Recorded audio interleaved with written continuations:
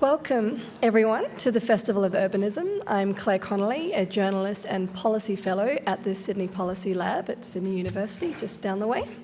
It's my pleasure to be chairing this event today. Before we get started, I'm going to invite Yvonne Weldon to give the welcome to country. Yvonne is a proud Wiradjuri woman and Deputy Chairperson of the Metropolitan Aboriginal Land Council, as well as a councillor at the City of Sydney.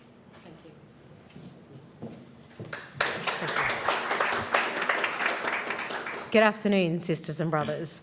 As was said, my name is Yvonne Weldon and I am a Wiradjuri woman from Cowra here in New South Wales. From the waters of the Clare, which later became known as the Lachlan, and of the Murrumbidgee Rivers. I am the elected Deputy Chairperson of the Metropolitan Local Aboriginal Land Council, who are the cultural authority under the Aboriginal Land Rights Act for the land we're on. I'd like to pay my respects to all elders past and present, to all First Nations, to you and the ancestors of the lands that you travelled from. We're meeting here on Eora country. The boundaries of our traditional owners are embedded into the Earth's natural landscapes. The boundaries of the Eora are the Hawkes River in the north, the Nepean in the west, and the Georges River in the south. My people, the Aboriginal people, have been a part of this land for more than 65,000 years. We are the oldest living culture of the world.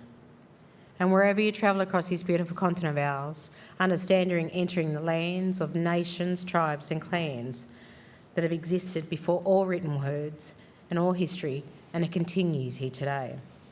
On behalf of the Metropolitan Local Aboriginal Land Council, the elders and the members, I welcome everyone to the land of the Gadigal. I acknowledge the Gadigal people, whose spirits and ancestors will always remain with this land, our Mother Earth. Aboriginal people are inclusive from all from across these lands, and we have hundreds of nations from this continent and across the globe, where the sharing and the trading of our resources, our knowledge and our tradition has been my people's way of life since time began. Traded for necessity and not for empires.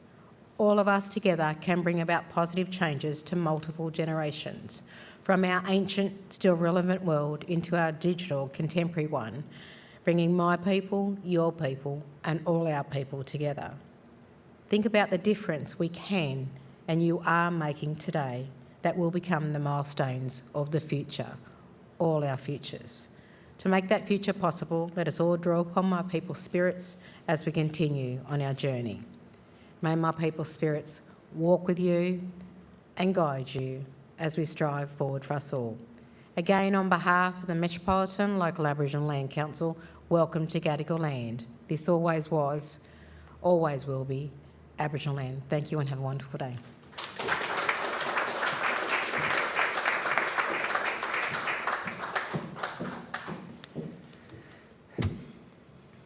We have a great lineup of speakers this afternoon, and we're going to hear from each of them in turn for the first half of the session, before moving on to a discussion and a Q&A with the audience. Thanks to those of you who have already sent questions through, those tuning in on the live stream, and we've got some roving mics for members of the audience which we will distribute around at the appropriate time. Before I get started, I just want to apologise. I'm incredibly croaky this afternoon. I'm still recovering from some awful flu. So while this is vocal fry, it's not my standard level of vocal fry. So please bear with me. First, let me introduce our speakers. As I mentioned briefly, Yvonne Weldon is a proud Wiradjuri woman and the Deputy Chairperson of the Metropolitan Local Aboriginal Land Council. She also serves as an independent councillor for the City of Sydney and is the first Aboriginal councillor in the city's 180-year history. A lifelong activist, Yvonne has 30 years' experience driving positive reform in health, education and child protection. She recently published a novel, 67 Days, which if you haven't already gone out and purchased it, I highly recommend getting your hands on it. It is just the most superb read, Yvonne. Congratulations. Thank you. Varsha Yajman is an Indian-Australian climate justice and mental health advocate and has been an organiser for School Strike for Climate Action and the Australian Youth Climate Coalition. Varsha is currently studying law and politics at the University of Sydney and is a coordinator at the SAPNA South Asian Climate Solidarity Organisation. She is a paralegal at Equity Generation Lawyers, which conducts climate change litigation. Not really sure when you have time for sleep, Varsha, but I imagine you do try and get a little bit each night. Alex O'Mara runs Sustainable Solutions Advisory, providing strategic advice in relation to the built environment, infrastructure and energy sectors on creating long-term sustainable value and works with organisations to develop ESG strategy. Alex was previously the Group Deputy Secretary of the Place, Design and Public Spaces Group within the Department of Planning, Industry and Environment. And lastly, but not least, we have Professor Susan Park, who is a Professor of Global Governance at the Department of Governance and International Relations at the University of Sydney. She focuses on how international organisations and global governance can become greener and more accountable. So, we shall commence our festivities. I'm going to join the panel on the stage. Bear with me for one moment.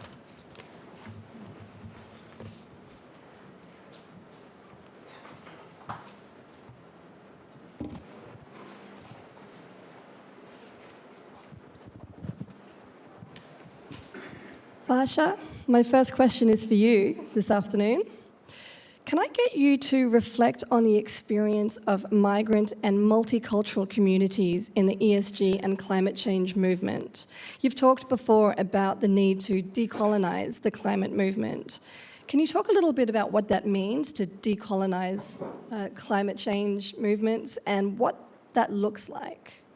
Yeah, so before I get into my response, I do want to acknowledge that being an Indian Australian, I am also a settler on this land, and I have a lot of settler privilege being here. And this is something that I, throughout my journey, being in the climate justice movement, I've had to learn and reflect on as well. So I guess for me, decolonising the climate movement means having more voices in the space, having greater representation, because throughout all my time, in School Strike for Climate and everything, as great as these spaces are, I think it's important to recognise that you also have to have access to a bunch of resources.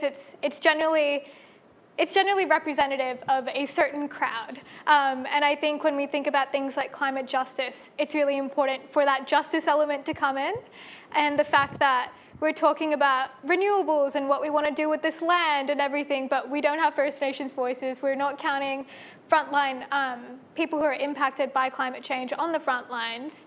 So what it really means to me now is to remember that there just needs to be a variety of voices in the space.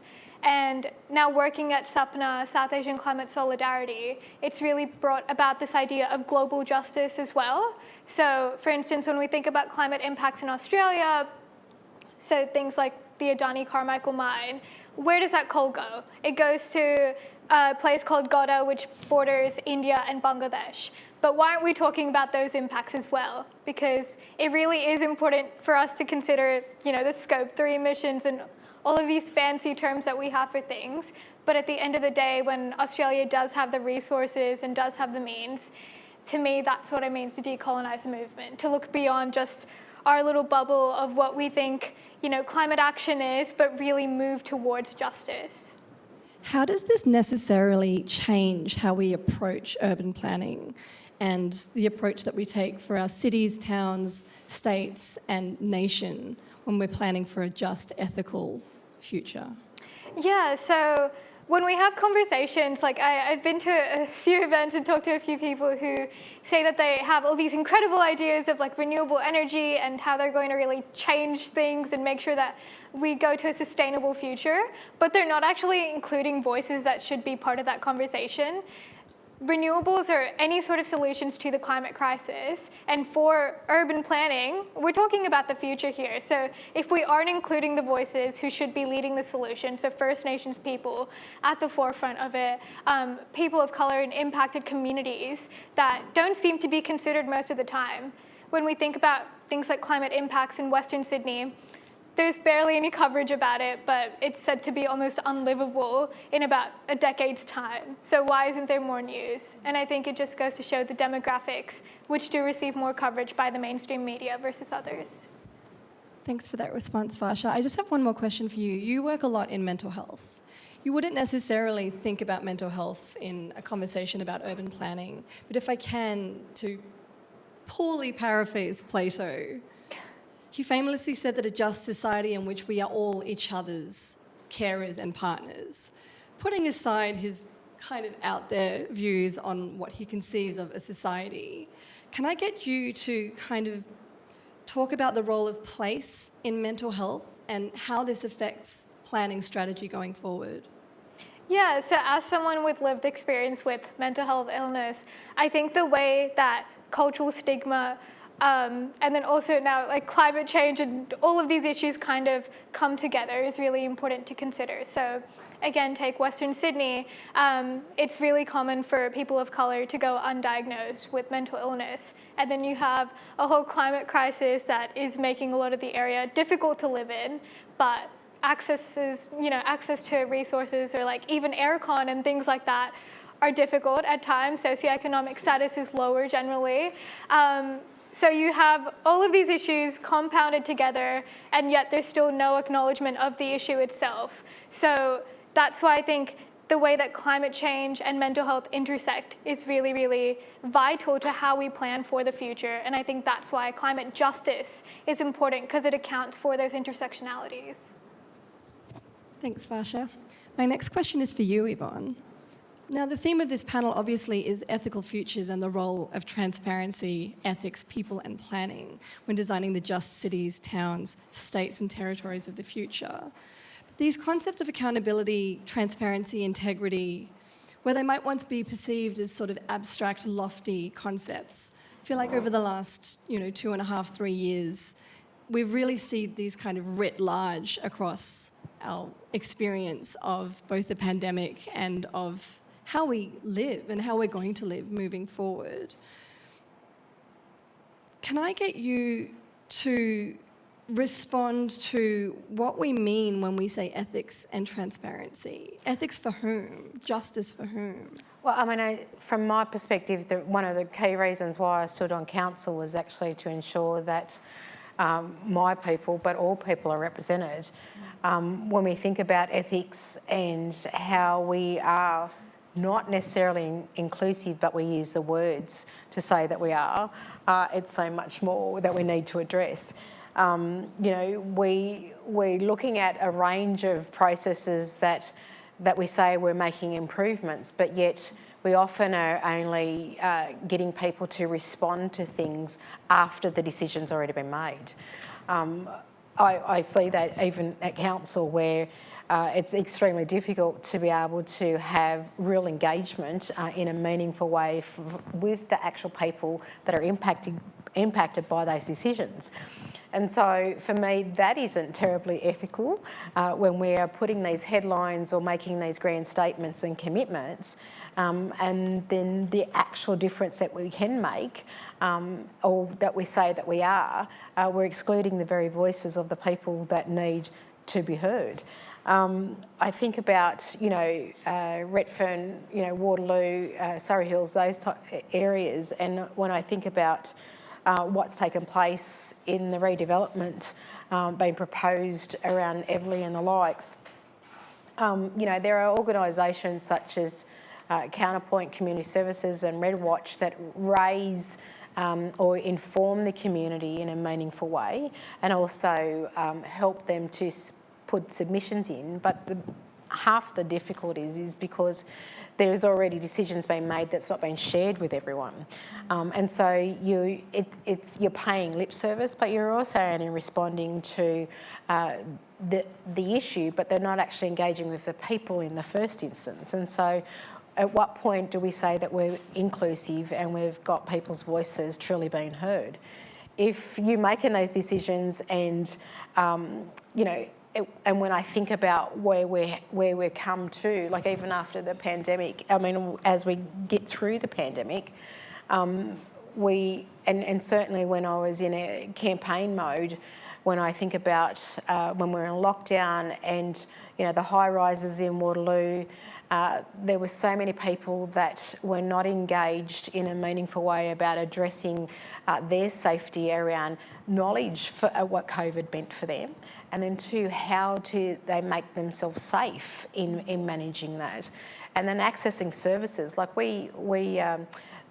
my campaign group and Father Ted, we actually created a vaccination sort of, and Kylie Kwong contributed food and a vaccination hub in between the two high rises, so that people, particularly those that are frail, elderly and have other impairments and additional vulnerabilities, they had like 100 metres to go up the road to be vaccinated, but yet they were too fearful to do so. And so what we then created was something in their space where they felt safe to do that. And the difficulty with that is that we think that we are truly responding to need by looking at these grand plans where state government's going to sell off public land to developers, and there's going to be a percentage of 10 to 15% around affordable and social housing. But really we're weeding out people from these areas. And so how do we make sure that it is safe and it is inclusive? And, my people, have a lot of this knowledge, but we're not included at the table in a lot of circumstances. But when you look more broadly on who we are as a society or our local communities, we're not seeing the workers that need to continue to work in our local areas cannot continue to live here because it isn't affordable.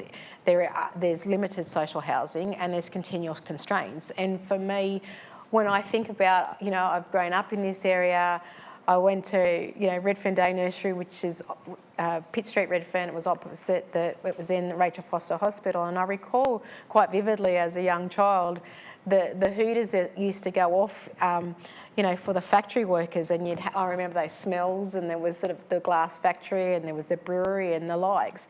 And those people you would see walk through those streets to their homes where they lived. They could afford to live there because there was public housing for all. When you think about the pandemic and the workers that needed to, stack the shelves or to operate, this parts of the service system, they don't live locally because they can't afford to. Even as we move to a new tech, tech central, those workers won't be able to live. They will have to travel from hours and hours away, and yet we're producing industries or jobs that are just not affordable, and we are creating an elite part of our city. I couldn't agree more. Yvonne, thank you for those comments. Just had a quick follow-up question. It's nice to hear public housing mentioned in this discussion because, we often hear conversations about social housing or affordable housing, which I think sometimes can be sort of coded language for like, dear God, please don't say public housing in public. Yes. What, in your opinion, needs to be done to address these inequality issues in housing and in the sort of broader structural problems that you've just mentioned? Look, I think there needs to be some, we need to invest more and clearly in social, affordable and public housing as a whole. I think we, the planning laws need to change and how we respond. What we have seen is that we need more innovation in it, really. We can't just continue to put money or say that, all right, you're going to develop X, Y and Z and you're going to pay a levy, and that levy money sits in there. But when you are developing, why are we not integrating public and different types of housing for everyone into those current developments? I mean, why is it that we think that they should be cornered off into a dark corner somewhere and that they're not part of our society, or where that they shouldn't be able to have these views or have these areas around them because they should be ashamed? We're not integrating them into our whole community, and I think that's what's very disappointing. We are marginalising people and making them more vulnerable because we do not include them. And we need to be smarter about that and innovative and look at how we integrate that across all parts of our city. And it is quite vast, but we put people to a side, and then we create more vulnerability, greater isolation, and certainly a lot more difficulties in their opportunities. Yeah. Thank you. Alex O'Mara, I'd like to bring you into the conversation. How can we best enable a just city? And when it comes to climate change, social justice, and components of ethics and transparency in planning, what does good leadership look like? And what does good leadership not look like? Yeah,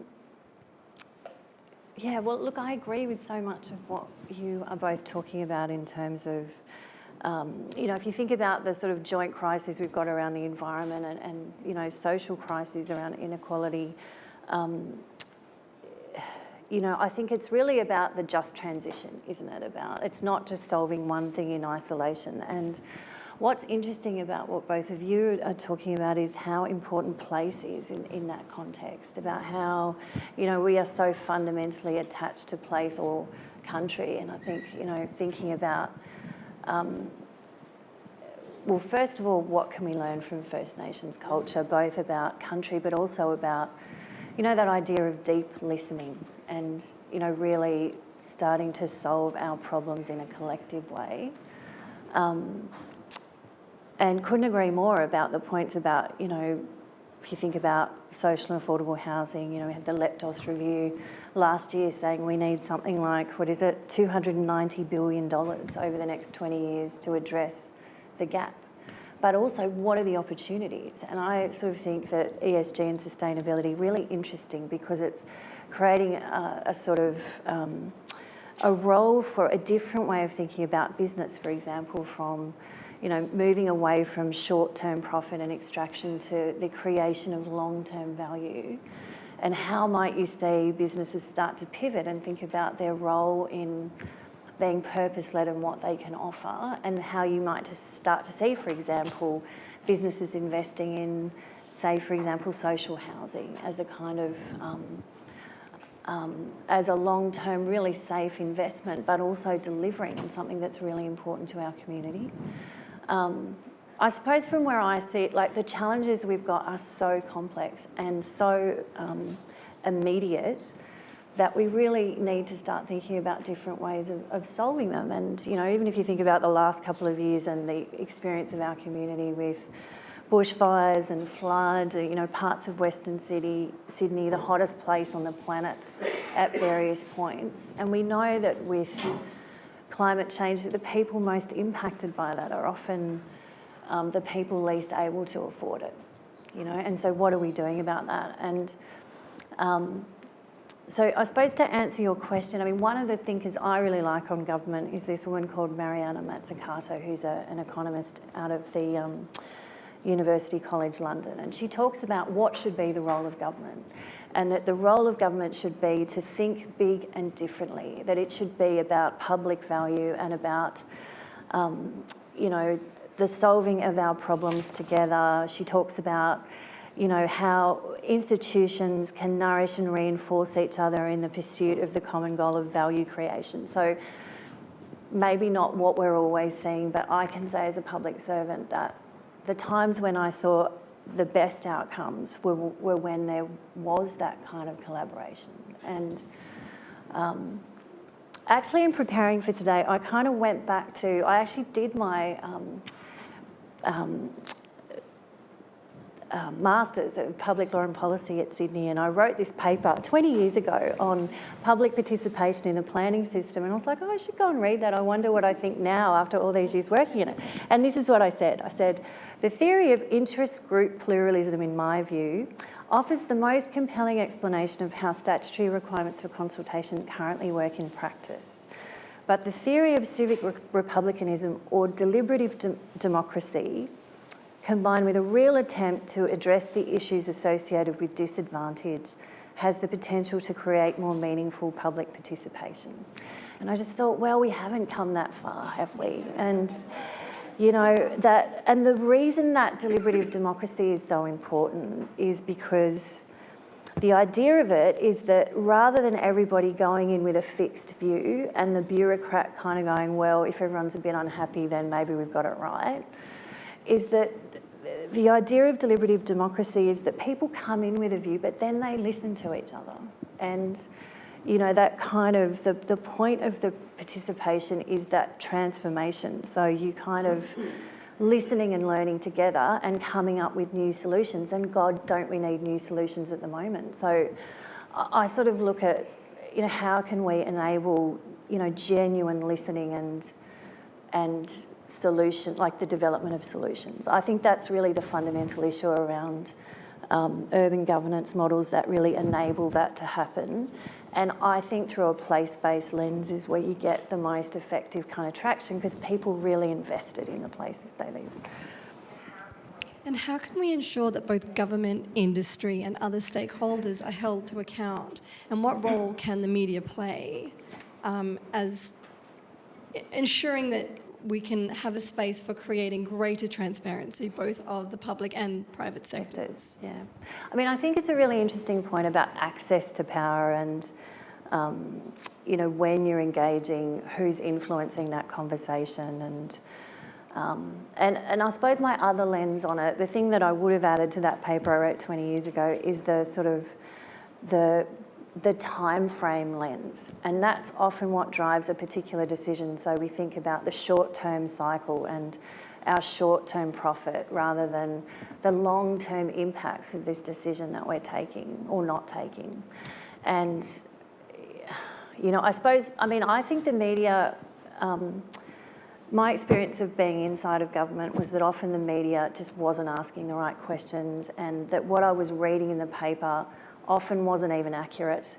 And that the focus of the media seemed to be on, you know, the kind of cheap shot or drumming up sort of conflict rather than focusing on solving the problem and sort of informing people so that there could be an engaged debate on issues. And I think the media has a really important role to play in media, both sort of formal and social, in, you know, in asking better questions, like deeper, long-term questions, not can you remember this number, but how are you going to solve this problem? And that's how, you know, I think that sort of pressure on, you know, is this the real problem? You know, like what are we really engaging on how to solve it? And are we making sure that different perspectives are informing that? And I think we can do better at that. Professor Susan Park, I'm going to bring you into this conversation now. Let's talk about your area of work. People might be surprised to have someone with your expertise on this panel. For those who don't know, Professor Park's expertise is on global institutions and climate change, participating in this current panel, urbanism. Without being rude, why are you here? It's such a great question. But to be honest, I'm absolutely delighted to be here in what I consider a multidisciplinary space. Oh, thank you. And I've already learned so much today. But it's just so important to share ideas from different research perspectives. So, I mean, as you said, Claire, my focus is on global institutions. So I think it's really relevant for today's discussion to talk about and get a better sense of global trends in relation to the climate emergency. So what we're really seeing at the moment is a global uptake of renewable energy, and this is really being driven by wind, solar panels and by lithium-ion batteries. But of course, the dominant renewable energy is hydropower and nuclear already. So what we're seeing is a dramatic uptake globally of these sort of newer technologies, which aren't actually very new at all, and our shift towards thinking about, well, how do we govern this transition to renewable energy? And my own research is to try and look at the governance of renewable energy technologies. And I can say that this is primarily happening through a relationship between international organisations comprised of states, of countries, and the private sector. So primarily voluntary standards that are being promoted globally, which is very, very different from traditional understandings of global governance of energy and energy use systems. So, you know, we haven't really, you could say it's global governance of renewable energy is very, very immature, but there is demand growing for how we govern this transition. So Primarily, one of the main international organisations you might or might not have heard of is the International Renewable Energy Agency, and that was only created in 2009. And the reason why it was created is because the German government was absolutely fed up with decades of inaction on energy in the UN. And so there was this shift to create an energy agency that would actually deal with renewables. And IRENA, and I'll read out what its mandate is, it's to promote the widespread and increased adoption and the sustainable use of all forms of renewable energy. So it has this mandate to provide policy advice, to provide technical support, technology transfer, and stimulating research. Unlike the International Energy Agency, which I'll mention in a minute, it doesn't have the capacity to make any binding decisions on its members, and it cannot provide resources to the states that need it most. So when we think about the global shift to renewable energy, and I will get to urbanism in a minute, it's all connected, the primary energy agency that gives us the authoritative information that we need to know on global energy use and energy trends is the International Energy Agency. Now, the International Energy Agency was created in the 1970s after the oil shocks, and it was principally designed by advanced industrialised states to give them access to oil and gas. So if we let that sink in, this is the primary authoritative body on energy trends.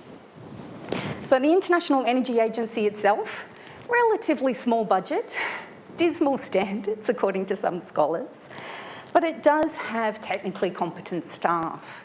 Now, the International Energy Agency remains the primary global energy organisation. And what's interesting is that, again, it was really only focused on oil and gas. Only very, very belatedly has it tried to grapple with this idea of renewable energy, right? It wasn't its mandate, it's not its focus.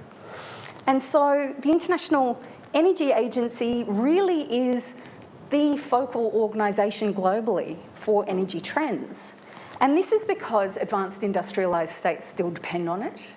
It's because there's no alternative, that TINA word, that there's no sort of viable alternative, although IRENA is now starting to gain traction. And it remains this sort of central organisation for energy concerns.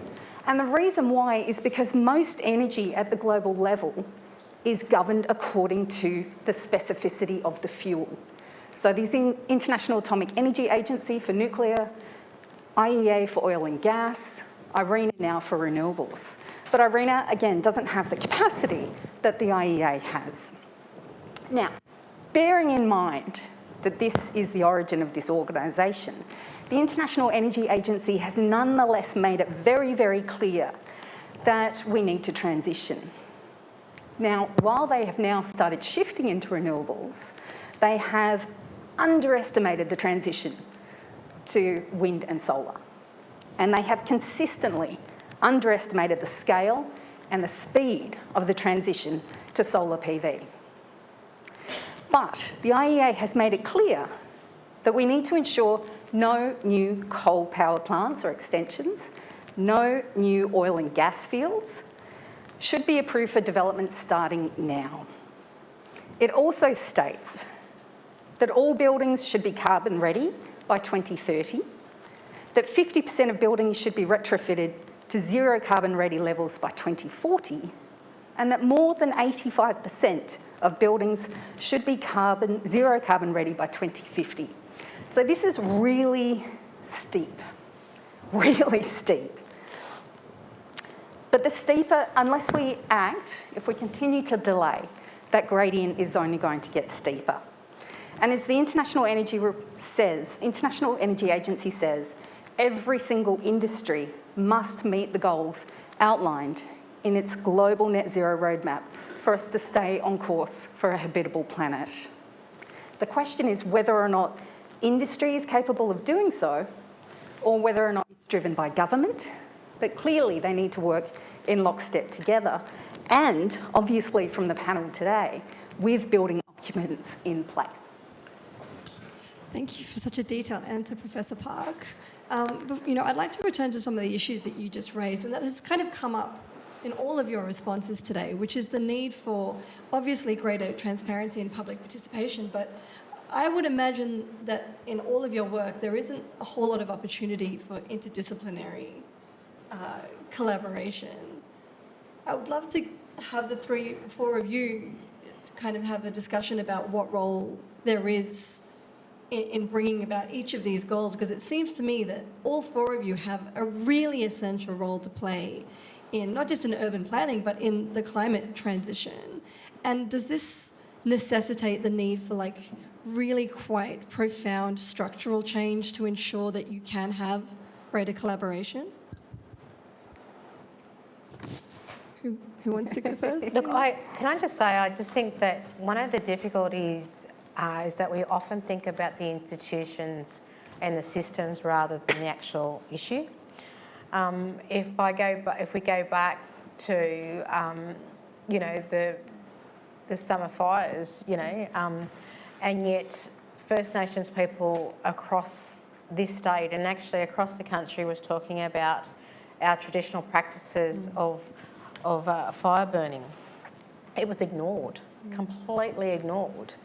And it was shunned in such a way which is not unknown to my people.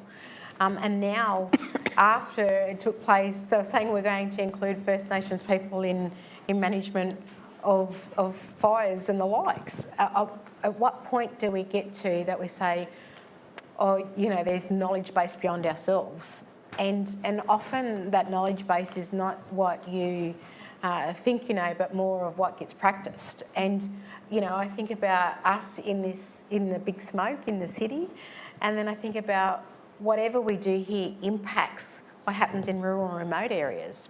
And yet we don't even speak to rural and remote areas about what's going to take place here, because where do they get the food supplies, the energy supply, all of these things, but yet we continue to exist in isolation rather than that greater connection of what we do. We all influence other parts of our world, and yet our world is not speaking to us. And I think that's some of the greatest challenges, is that we're so fixed on, what we're doing. Like, for example, what happens in the Sydney LGA should be correlating with what's happening locally in the local LGAs and vice versa, but yet we don't have that collaboration. And it's insulting in some of those processes because we flow on the effect outside and we kick the issues down the road because we're not actually owning it in our own space and actually being responsible or honest enough about saying we don't have all the answers. It shouldn't be about the ego, it should be about the needs that we should be changing to make sure that we're not creating more problems into the future or more problems to our neighbours. And I think that's some of the hardest conversations that will not take place unless we've got true leadership around that. I completely agree with that. And I think something else for me is, I obviously think academic qualifications and that kind of knowledge is so vital, but lived experience is something in itself. And that's something that's not really represented when we're thinking about planning. We're planning for the future, yet we're not really involving the voices that are going to be here in this future. The lack of consultation of young people as well is something that is really, really prevalent. And you will hear boards saying that they want to have young people on their board, but then they never do. And it's another of young people didn't show up, but if you're advertising it on some niche website, no one is going to look at it. Chuck a social media post, you have a whole PR team, you can do that, but there's no effort made there. And similarly, even when I think about the impacts of climate change, I'm thinking about my family back in India. I'm thinking of, Pakistan that's currently underwater, but has barely any media coverage on it, simply because apparently there's other issues that we have to focus on. But I think the reality of that is it's because those voices, Pakistani people, First Nations people, people from all across the world aren't even represented in the climate movement. And this is supposed to be a really woke and progressive space. But in reality, it's the most accessible to white, middle or upper class people who have the resources and the time, and whose values and ideas are generally acknowledged. I've found it quite difficult a lot of the times to, in the spaces to actually voice my own opinions and ideas just because of the way that I would be perceived. So I think really reshifting and making sure that the voices that are supposed to be included aren't just consulted, but are actually part of the whole process. It needs to come from the ground up. It really is based in grassroots networks. It really is about public renewable energy and those sorts of ideas, making sure that people are leading the solutions rather than just institutions.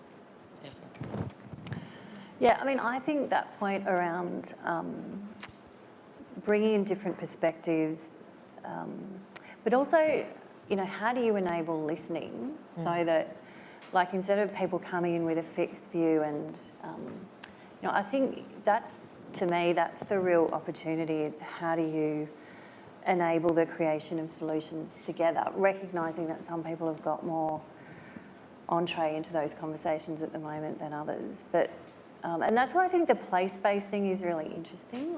So one of the most interesting conversations I've had in the past couple of months has been around this piece of work that's been happening in Tasmania, where the conversation started around the impacts of tourism on Flinders Island.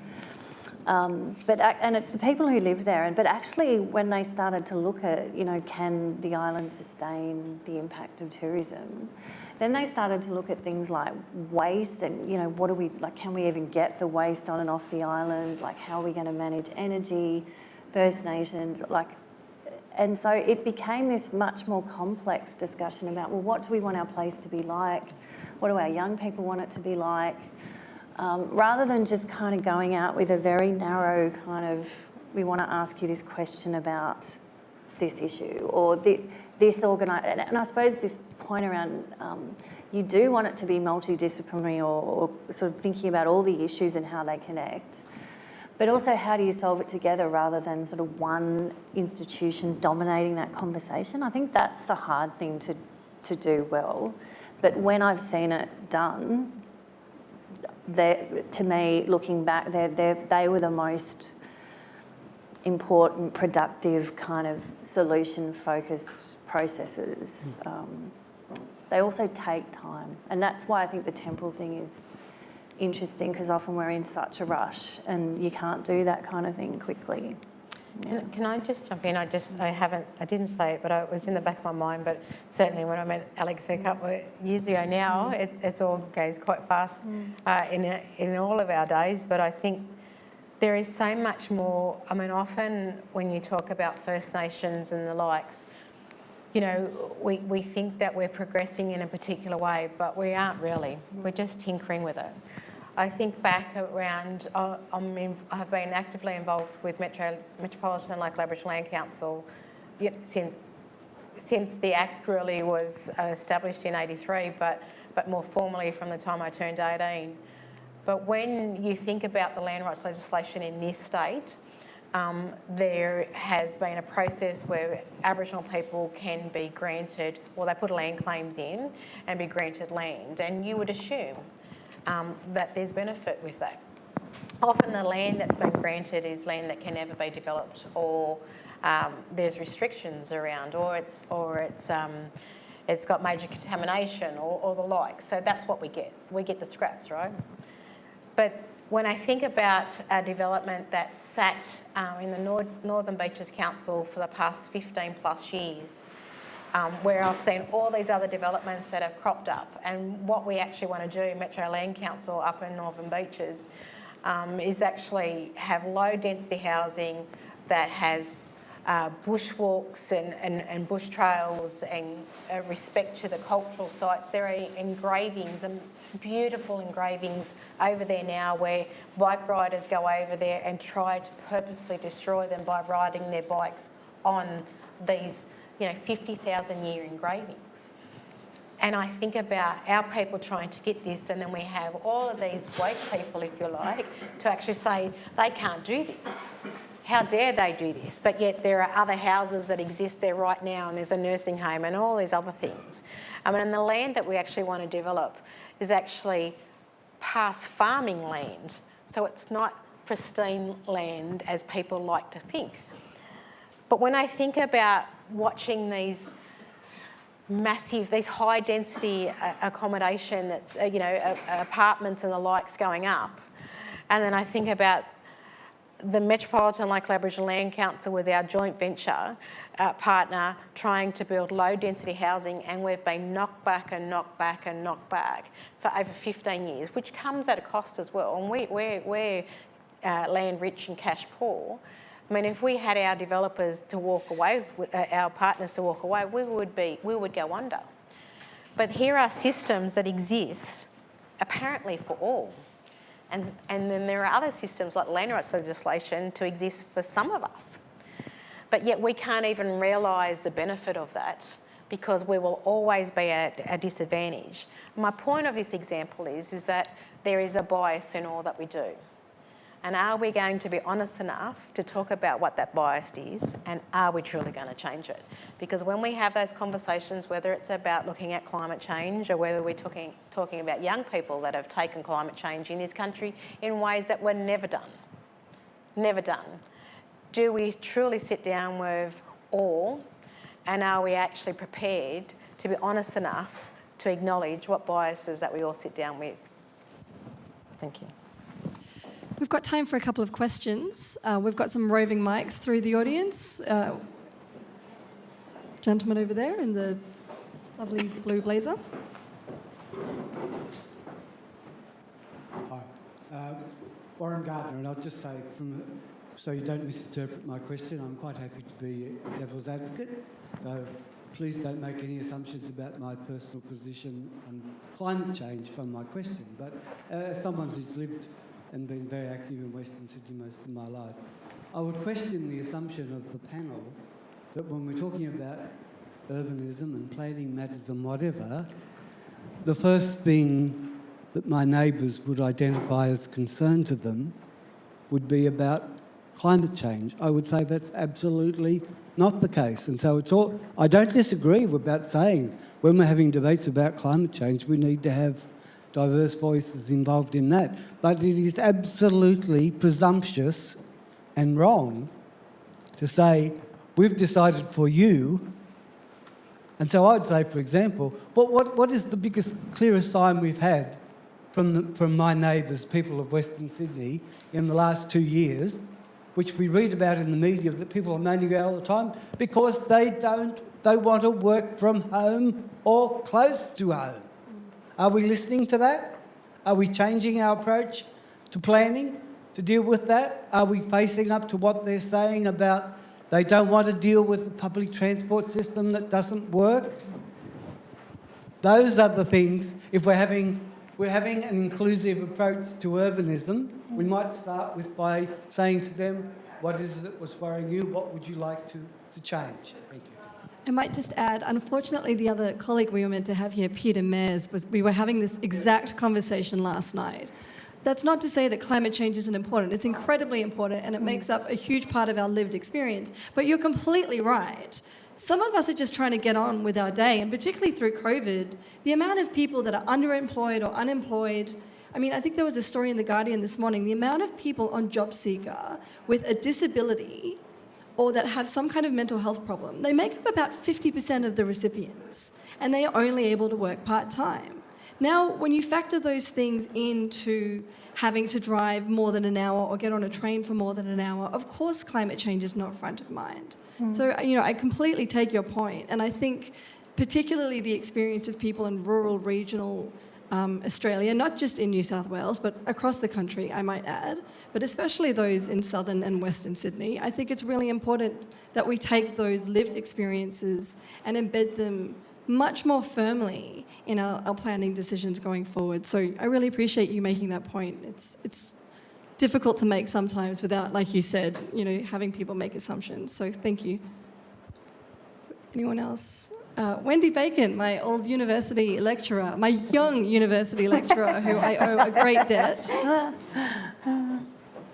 Thank you very much for all those comments. And I guess, as someone said, the challenges are just huge. I mean, we all know community participation or public participation, as I think Yvonne and others said, it is a farce. I personally experienced that over several years trying to participate in the West Connects decision. Yvonne ended up by saying, what are the biases and the unnamed biases? And I think we haven't really named them. I mean, I think we can actually have voices, and sometimes we do have voices, and they do speak, and they are not listened to because decisions have already been made. Now, I'd just like to throw up one example and get your comments on why is it happening, and how can we stop it? Claire raised right at the end the whole issue about working from home and the amount of time spent by people in Western Sydney coming into the city. I recently walked through the city. We not only have tech central plans, we have central Barangaroo plans, but right through the centre of the city, office blocks are being built. Offices, I think most people living in central Sydney, if we just took place, would want working class people, certainly all the current Indigenous people who've survived in the centre of Sydney. Most were pushed out west quite a long time ago. I think we want all that to survive, but we lack the power. So why do you think we are doing something as stupid as building a whole lot more high-rise offices in the middle of the city that are using up valuable resources that are not what we need? So why are we doing it, and why can't we change it? Who wants to go first? Alex. I mean, I suppose it's a difficult question, isn't it? Because it's not one person's decision to do that. Like, it's a complex kind of people putting forward proposals, and then, I mean, I think that we should be having better conversations about, you know, like in other states, for example, my understanding anyway is that there's less change, there's less rezoning. They kind of set their strategic planning framework following a conversation, and it sort of sticks for a while. So I think there is something around, you know, how do you have strategic conversations about the future of a place? And that's what we were trying to do with some of the place strategies we developed in the last couple of years, not in the CBD, in other parts of the city like Pyrmont and Bays West. But,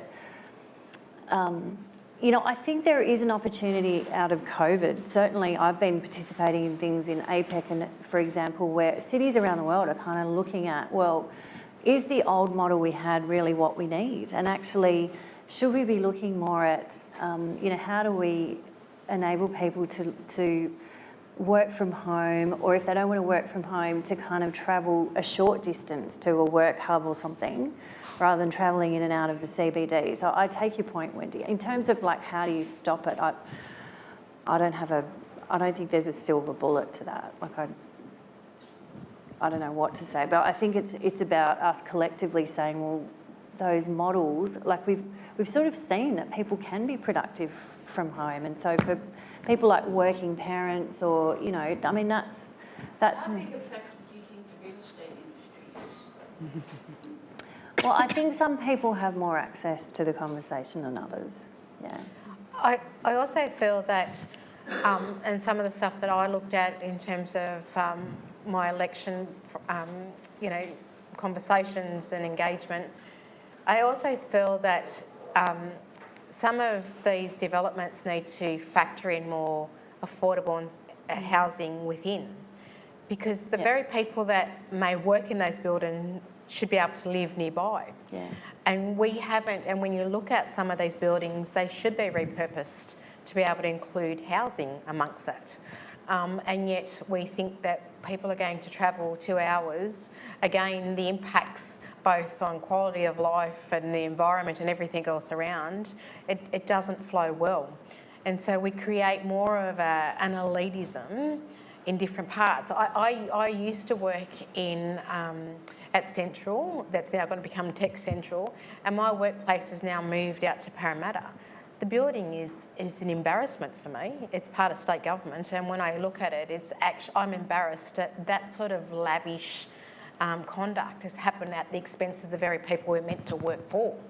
And I just sort of think, wow, is this the future of what we're investing in? Are we investing in the very people that are already vulnerable and already have the constraints, or are we more investing in ourselves and what we look like and what it appears?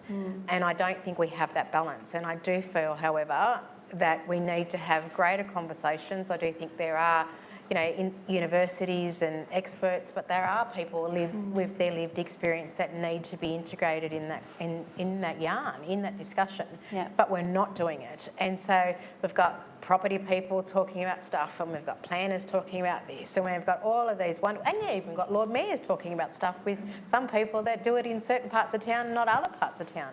How do we truly make it where those biases, but also those elite parts of the conversation get eliminated and truly start to be about all of us rather than some of us? And I think that's such an interesting point about, how do you get more voices into the conversation? And part of it is, I think, about how do you approach engagement. So if you just put a draft out and everybody gets to write in a written submission, or you have a public meeting, you're only really tapping into a certain portion of the community. And so some of the things we were trying to do, we use things like social pinpoint, or, what are some other mechanisms you can use to make sure that, if you're standing at a bus and, you're my 16-year-old daughter and you care about that, can you kind of give feedback, on your phone when you've got a spare 10 minutes, as opposed to, we'll only listen to you if you're prepared to put in a full written submission in this form, So I think it is about, and with First Nations engagement, like actually going out and walking on country and really listening to and starting with that kind of, starting with that kind of perspective rather than kind of going, we've ticked that box, we've spoken it. I think that's the issue, rather than sort of going through the motions. How do you let engagement really inform what you're doing from the outset, and think about, how might you engage with those different parts of the community in ways that are going to work for them? Which, there's lots more you could do in that space, I think. I think we have time for one last short question. Gentleman in the back with the brown blazer. I've got a question for the panel around another form of land rights, and that's around land value uplift. How do we as a society position ourselves to share the value created from planning decisions around land value uplift? Certainly not much of it goes to government. Virtually none of it goes to Aboriginal people, and most of it accrues to as private wealth. So a question around the justice in land value uplift. Do you want me to have a go at that? I think what you're talking about is where there's a rezoning or something. Is that right? And Yvonne's asked me. So I don't know. Yeah. There's obviously a land rights issue when we're talking about Aboriginal land, but there's also value created when planning decisions are made, where you can build. Obviously, as you know, Alex, you can get a rezoning for high-rise development, and value is created in that planning decision, and that's a right that's been created or shared. And we don't think much about how that right's being shared. It tends to accrue to the private developer who may speculate on a rezoning proposal. But should we be thinking in a festival such as this about how we share land value uplift? I suppose my response to that is, I think we should always be thinking about public value and not only about the relative interests of the different players. So what is our joint kind of position on that? And I think we do need to have a view about the public benefit in doing some of these things, and what does the community get out of it. And it's not always about money as well. Often it's about how you're actually engaging with the design. So, for example, I think about it through the lens of public space, for example. There's decisions you can make early on about how you design something that mean that when the community engage with that, say, building, are they, is there public space that's made available, or is it kind of locked up so that nobody can access the roof, or, you know, is it porous? Is it, you know, what is it adding to the kind of the community that's already there? Is it designed with what they value in mind? You know, that's really interesting in the renewable energy sector, I think, you know, in terms of, like, and that is one of the things I think that you are seeing is at the moment a real focus on social licence and the idea that rather than just going in and saying, well, that, you know, it's most efficient to put the turbines here, thinking about, well, what's important to the community and trying to design around that. And, you know, even in terms of loneliness and mental health, I think, you know, are we really thinking about the way we design our cities and our buildings so that people aren't living in these little boxes not connected to anyone else? So I suppose, you know, I mean, you're asking a very kind of specific question around rezoning and value capture, but I think there's a broader question around when we're having these conversations, are we thinking about the public benefit and who gets to define that? And, you know, yes, there's a financial question, but there's also questions in terms of like the impact on our places and the way they're designed and the whole way they kind of unfold, and are we doing what we could to get the best outcomes in our urban environments? You know, I think we could work a bit harder. I think you do get that kind of site-by-site approach and you miss opportunities to build community when you do that. I also feel that the transparency or the lack of it in it is our greatest issue. No one actually wants to talk about it. People benefit by withholding, and they do it very well. When I think about, you know, you mentioned land rights, but I think about a project where there was, you know, land claims have actually sat, as I said, the land rights legislation was enacted in '83, but there are land claims that in excess of 30 years. That's the reality. And yet we've got departments making decisions, but council being aware, local governments are being aware of what is in their backyard, but yet the Aboriginal people that put the claims in haven't arrived at any of that information, or now we're starting to see information that people have had the whole way along. The same thing can be said with any planning, and yet there are greater plans that are not ever put the light of day on because people have a hidden agenda. And I think that we need to have greater transparency around what we're truly planning for, because our greatest future is to have one, and if we're not sharing that today, we're certainly going to be living it tomorrow. Unfortunately, we have run out of time, but I could talk about this all afternoon, to be honest. So if anyone wants to hang around and have a chat while we have some refreshments. Just before you go, I just want to thank everyone for joining the event today and for your engagement prior to the event and the people who submitted questions online. I'm sorry we didn't get time to go through all of them. I encourage all of you to join the other Festival of Future Urbanism panels and check out the special Festival of Urbanism book series by City Road Podcast. All of the details are on the website, and can I please invite you to continue this conversation over some refreshments which have kindly been provided by Tribal Warriors.